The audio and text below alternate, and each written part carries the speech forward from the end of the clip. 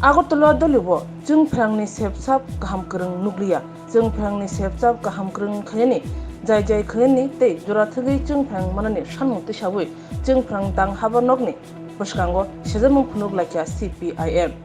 CPIM bodolni Salka Agotala, Salthang Agotala, Kozar Agotala tei Doli Agotala Onchol Committee ni luwa jibongbai o sejamung samungputang yagon najaka jung phrang tang bedeni habanok bwskango kuthum lai sejamung phunuk laikya CPIM bodolni adongrok jung phrang tang bedeni bwkhakti tabuk jung phrangni sepsap bai thangka jefuru muchungo afurno load shedding ongai thango yang Hasdini jung phrang tang bedengni montri sautongo obo load shedding ya power kache jung phrang tang bedengni montri ni kokhugni kogno bengaye sejamung phunuka CPIM ni adongrok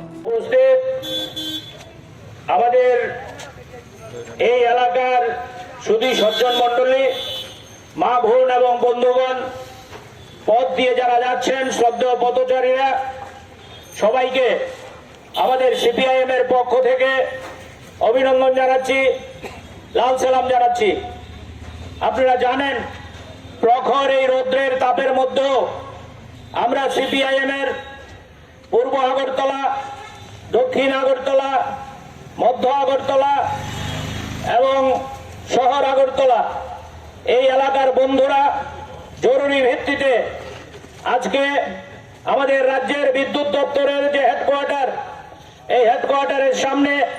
বিক্ষোভ কর্মসূচিতে সামিল হয়েছে আমাদের এই বিক্ষোভ না কোনো ব্যক্তির বিরুদ্ধে না রাজনীতি করার জন্য না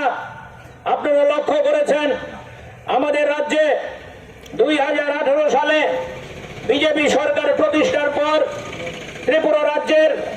সব ক্ষেত্রের সাথে সাথে বিদ্যুৎ দপ্তরেরও শোচনীয় অবস্থা বিদ্যুৎ দপ্তর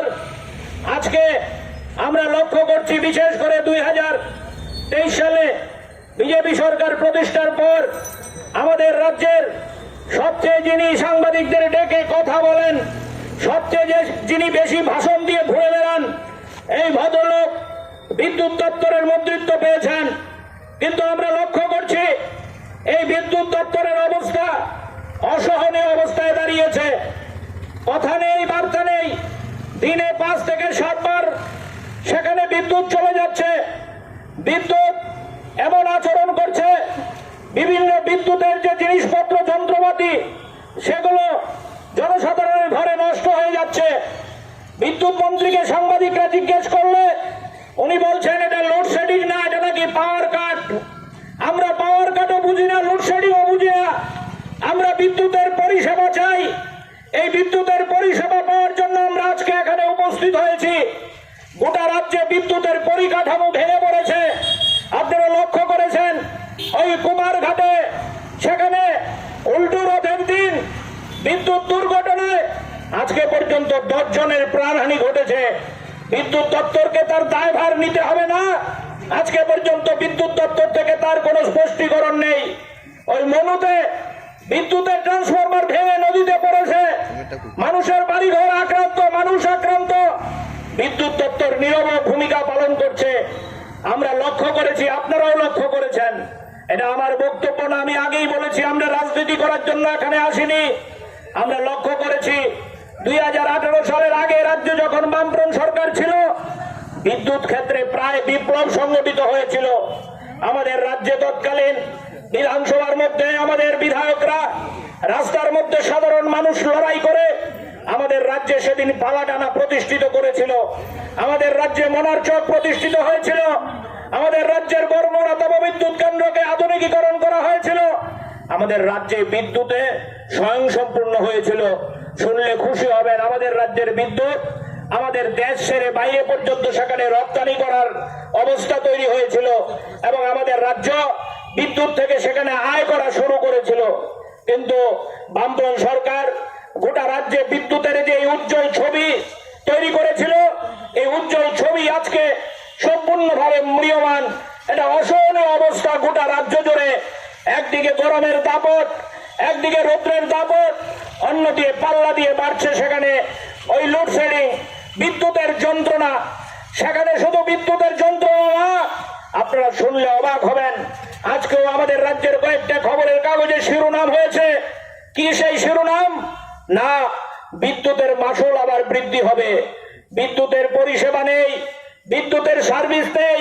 কটায় কারেন্ট যাবে, কটায় আসবে, রাত্রে মানুষ ঘুমোতে পারে না, রাত্রে রাস্তার মধ্যে হেঁটে বেড়ায়, বিদ্যুৎ চলে যায়। আর রাজ্যের বিজেপি সরকার সেখানে বিদ্যুতের মাসুল বৃদ্ধি করার জন্য গোপনে পরিকল্পনা করছে। বিদ্যুতের মাসুল বৃদ্ধি করার জন্য একদিকে নরেন্দ্র মোদীর সরকার, আরেকদিকে আমাদের রাজ্যের বিজেপির সরকার, যারা নিজেদেরকে ডাবল ইঞ্জিনের সরকার বলে গর্ব করে, এই ডাবল ইঞ্জিনের সরকার বিদ্যুতের উন্নত করা দূরে থাক, ওই বিদ্যুতের মাসুল বৃদ্ধি করে মানুষের ঘাড়ে চাপিয়ে দেওয়ার চেষ্টা করছে। আপনারা শুনলে অবাক হবেন। আমি সুযোগ এখানে আপনাদের সামনে এই বিক্ষোভ কর্মসূচির সুযোগ পেয়ে জানার জন্য বলছি, আমাদের ভারতবর্ষের সরকার বিদ্যুৎ ক্ষেত্রকে সম্পূর্ণ বেসরকারীকরণ করার দিকে নিয়ে যাচ্ছে। বিদ্যুৎ প্রাইভেট করার জন্য আমাদের রাজ্য সরকার ও দিল্লি সরকারের সাথে গলা মিলিয়ে কথা বলছে।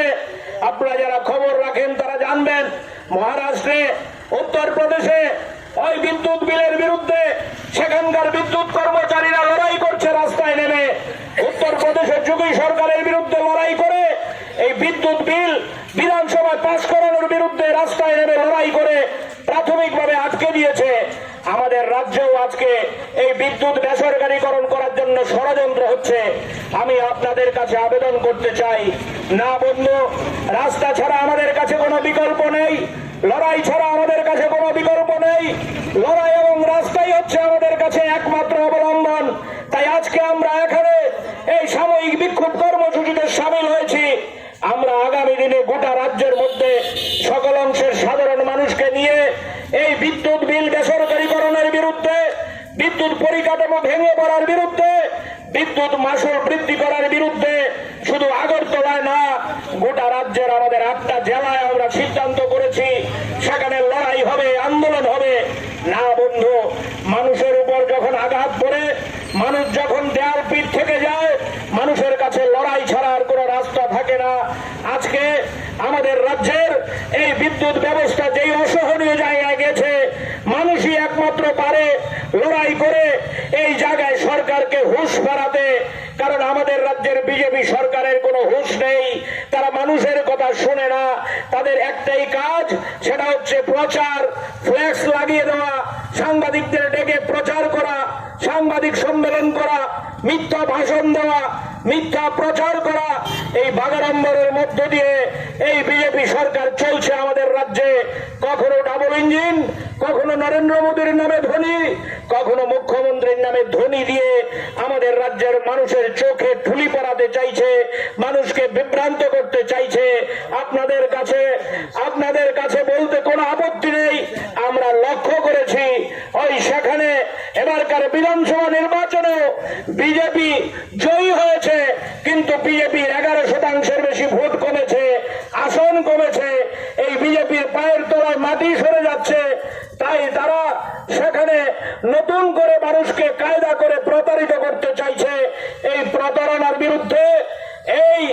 আমাদের রাজ্যের মানুষের উপর যে আক্রমণ, এই আক্রমণের বিরুদ্ধে চলুন আমরা সবাই মিলে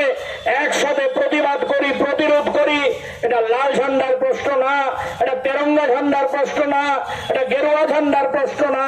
দলমত নির্বিশেষে সবাই মিলে আমাদের রাজ্যের এই বিদ্যুৎ পরিকাঠামো ভেঙে পড়ার বিরুদ্ধে, বিদ্যুৎ পরিষেবা বিঘ্নিত হওয়ার বিরুদ্ধে, বিদ্যুৎ বেসরকারীকরণ করার বিরুদ্ধে